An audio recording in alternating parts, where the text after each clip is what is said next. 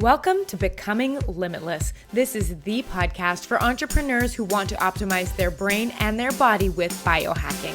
I'm going to teach you how to eliminate brain fog and upgrade your health so you can have more productivity, energy, and growth in your business. I'm your host, Tanessa Shears. Let's jump in. Welcome back to the podcast. How has your week been? I've actually been having a really good week. It has been productive.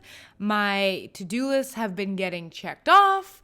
It has been a very full week, to say the least. A couple of weeks ago, I actually went and did a giant 6-week plan of all the projects and how I'm going to fit them into my schedule. So now that they're coming to fruition, we are in project mode. Like this week, for example, is batch recording podcasts. So that means a lot of recording time on top of the client hours I'm already doing, on top of all the interviews I'm doing. So this has to be a very high energy week. I've been guarding my sleep fiercely because I need to be able to be high energy and show up. How's your energy been this week? I hope it has been really good.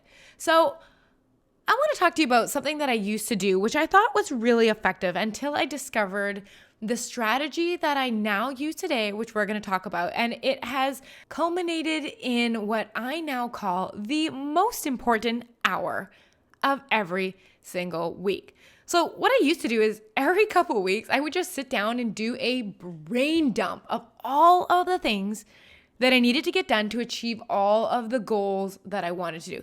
And I mean, I had followed this advice. This was kind of like learning how to do this was my first experience with, I guess, just planning properly and business. And I had followed an online influencer who had written a book and had all these free downloads of how to organize your time. So I just thought that this was the way to do it because it was new and I wasn't doing anything before. So it seemed like a good idea. So it went like this: write down every single thing that you need to do, then go in and break down every single thing into teeny little steps. And so basically I was thinking like years into the future for my business, what I wanted to do. And I was like, yeah, well, one day I want to do this and one day I want to do this. And this list was beyond overwhelming. And it was all the projects that I was doing, but my business wasn't at the current place to be able to implement all of these. So I was always working off of this giant to-do list and it never seemed to end because I had essentially planned from now until the end of time. But, I was like, hey, at least I'm working off of a list, right? At least I kind of know where I want to go. So then I thought, well, maybe I will just do a home to-do list as well. And my gosh, if you start one of those, get ready because this list continued to get longer and longer. I'm like, you know what? I really want to do the windows. I want to reorganize the storage locker. I want to clean out the pantry. I really want to, go in and edit my closet and take out the things I don't want to wear. Oh, I should really see what's under my bed. And this list gets longer and longer. So now I have a business list and a home list, and there's so much on there to do. And it was giving me such anxiety thinking about never getting to the end of it because there's no order or priority to the list. So what I did by default and what most of us do is we choose the easiest things first because they were what I wanted to do. I always chose bookkeeping because I tell you something, I love spreadsheets and I love finance. I have a client who I see in person and she is just as, actually many of my clients are spreadsheet nerds and lovers, but especially this one client that I've been working with for like 7 years. We talk about our home budget and finance spreadsheets at least for 5 to 10 minutes every session. It's an ongoing joke that like the perfect Friday night would be to sit down with, for me, a glass of tea, her a glass of wine, and just spreadsheet and organize finances and divvy things up into accounts. Like, total nerd alert, but I just love that idea. Like if I'm stressed out, I will go and do all of our at-home banking. Like call it weird. It soothes me. That and organizing, purging my closet, both those things soothe me. But for years, I ended up putting off the thing that helped me grow my business the most, getting out in front of people because it was the hardest thing to do. Not only did it take a lot of work, but it put me in the place of having to be rejected. And I would put it off. So I'd always choose the easy things. And I ended up doing things like Instagram posts and Facebook lives, and I developed another course, and they all felt so fun. So I did them, but my business was growing so slowly. And yes, I had, a 6-figure personal training business, but when I was slowly going to online coaching, working with entrepreneurs to help them biohack their energy, very slow to start because I was refusing to do what I needed to do, and that was tell people what I do. So I did a business evaluation using the method that I outlined in episode 14. If you want to go back, that episode is actually a really good episode called Is Your Plan Working? Let's evaluate. It's my strategy for figuring out what's working and what's not in any situation, whether that be for your business or for your health. But when I was doing this evaluation, mostly everything went into not working, despite being busy all the time. I was so busy, but nothing was result producing. I was doing busy work that felt productive, but it wasn't getting me results. So I decided to start writing only results on my to-do list and then starting fresh every single week with no carryover from the last week, meaning everything that I need to get done that week was done, and then I started from scratch. So I now know, because of this is how I actually spend the first hour of every single week. I do it planning what is going to happen that week based on what is a priority now. And I do have long-term plans, but those aren't what are going on my day-to-day action plan. It is not creating exhaustively long lists that are overwhelming me. And because of that, I know exactly what I'm doing and all the parts of my day and how they're organized during the week. I know what projects I'm working on. I know when I'm marketing my business and when I'm scheduling time for creating. What I'm not doing is looking at a to-do list of busy work that feels good. I'm doing the work that moves my business forward.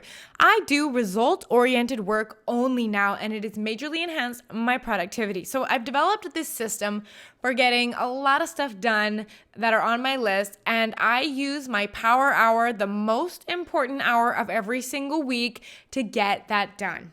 So what is today's episode about? Well, it's about hacking your calendar. Why?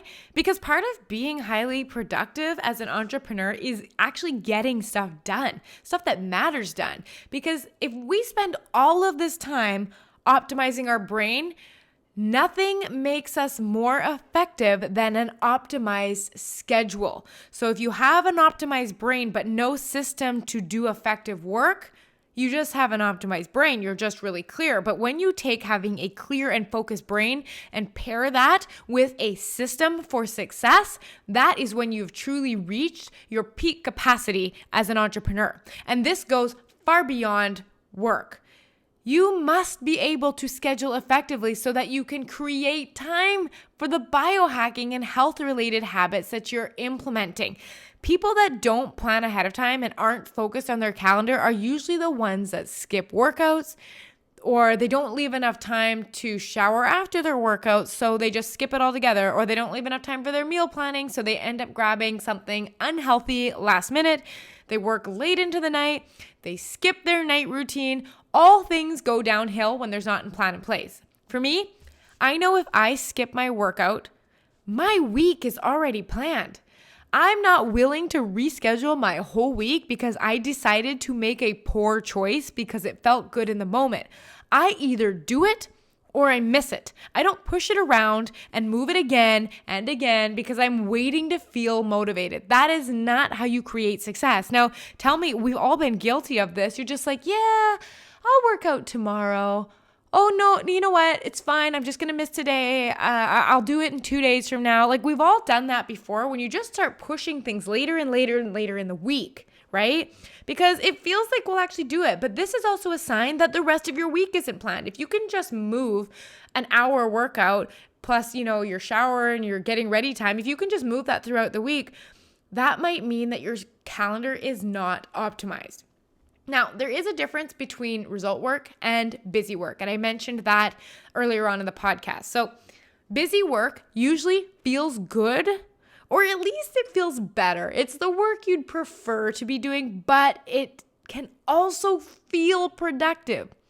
Work you are doing that doesn't grow your business is busy work. Now, I'm not saying that you can't enjoy the result-oriented work, because you definitely can. I enjoy my result-oriented work all the time, but these are red flags I watch for. So if I'm always going to something out of default, or if I'm doing stuff that I know won't directly get me in front of my ideal client or grow my business, things like checking emails, bookkeeping, hours of time on Canva designing the perfect post. Like, I'm not saying these things don't need to get done. They do, but they aren't needle movers, and we need to treat them like that. Busy work can also show up as passive action. You might not have heard of passive action before, and it's a sneaky one because it feels like you're really being productive. So passive action is like reading a book, taking an online course, watching a webinar, updating your website, changing your business colors, getting business cards, getting new photos. These are all things that are action, but they are passive. They are not result-oriented work. These are things that may not directly have an impact on the sales of your business. This is in contrast to result-oriented work, which directly leads to you creating revenue and forward movement in your business. Things like, I'm going to pitch 5 podcasts today. I am going to promote my podcast or my program or my product on Instagram with 3 stories today. Or make 2 offers to potential clients today. Those are things that, if on your calendar, are going to result in business growth. Taking an online course helps your education, but that course is not going to grow your business. It's the action you take from it, the result action you take from it. Same way with reading a book. It might feel really good, and there is time and place for that, but it is not a result-oriented task. My business coach says, without eyeballs on your brand, your business will not grow. The only things you need to focus on until you are successfully making money are meet people, tell them what you do, and make offers to help, period. Her name is Stacey Bayman. That literally changed my life. I prioritize my schedule based on whether a task that I put on my calendar falls into one of those 3. Am I meeting people? Am I telling them what I do? Am I making an offer to help them? And if it doesn't, it is busy work. So those are the items that are going to go on my calendar. So let's talk about what goes into that most important hour of every week that makes it successful. So currently I am doing it on Saturday because I have Sunday completely off and I want to be fully prepared when I start back on Monday. So every Saturday I set aside time to set up my week for next week. Some weeks this only takes 10 minutes, but some take an hour. So I want to make sure that I'm allowing enough time to get that done. So I'm always modifying and trying new ways to use Trello to plan, and I'm always evolving my system. Now, you don't have to use Trello. That's just what I use. You can use Google Calendar, Paper Planner, whatever type of planning system works for you. But I just really like Trello because it fits my needs. I use it for my daily planning and also as like a whiteboard for any long-term thoughts I have that I kind of just want to store as ideas, just in case one day I do want to come back to them. So when I sit down, here's how I start. I list out all of the projects that I have on the go or upcoming in the next 6 weeks. So at the time of this recording, when I was getting everything organized, here are the projects that are on deck right now. So I had to batch all of my podcast recordings, which is what I'm doing this week. I am relaunching my Becoming Limitless coaching program for Q1. I am developing the program content for my coaching program.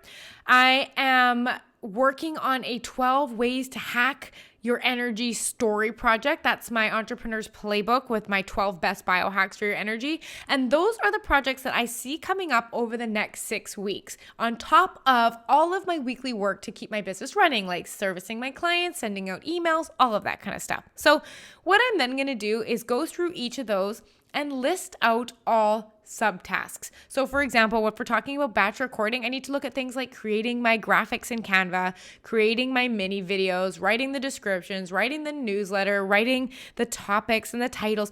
All of that stuff goes in there. So then what I do is I also list all of my weekly tasks. So I call these kind of like my big blocks. These are things that need to get done every single week and are kind of like the big rocks. If you've ever heard that analogy, that say if you want to fit the most in a jar, you put in big rocks first, then your medium rocks, then your little rocks, then your sand, because that's how you fit everything in, big rocks first. As opposed to if you filled up your sand in the jar first, then your little rocks and your medium rocks, there wouldn't be any room for the big rocks. So this is my way of making sure that promoting my podcast, consistently posting on Instagram, getting my 45-minute workouts every week, getting my grocery shopping done, checking in with my clients, and sending out pitches. So this is all part of my regular weekly tasks. So those have to fit in first. So like I said, I start with listing all of my upcoming projects, and then I do my regular weekly tasks. Then what I'm going to do is I'm going to identify my working days. So right now it's looking like Monday to Friday, sometimes working one block on Saturday, just depending on how much overflow I have. So then I identify my work blocks. And this is where you get super specific, because I now know how everything fits into my schedule. And I know that I'm not over planning. There's nothing worse than not getting through everything you had planned and feeling frustrated as you have to roll over stuff to the end of the week and you have this giant list of stuff that you haven't done. This does not happen for me. I complete everything that goes onto the calendar that week without exception. So I know for me, I generally have 3 blocks available during the day, and I don't use all of them because some of them are set aside for client days. So the first thing you want to do is identify the different times that you have available to work, depending on if you're working from home, if you're in an office, if your work is broken up, if you have kids at home. So for me, I have my 6 a.m. work block in which I'm at my computer at 6 a.m. That's my deep work block. I then have a light work block. So that starts at 11:30 a.m. And this is where I will do, things like answering emails and check-ins, and if I have interview schedules, stuff like that.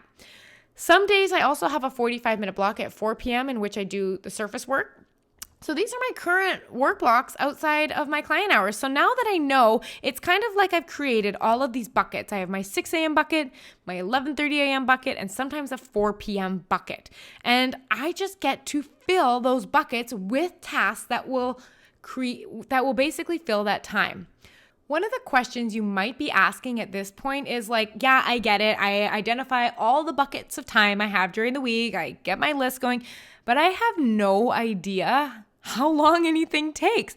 Well, I have an episode I did all about that. It's episode 12. It's called How to Stop Losing Time.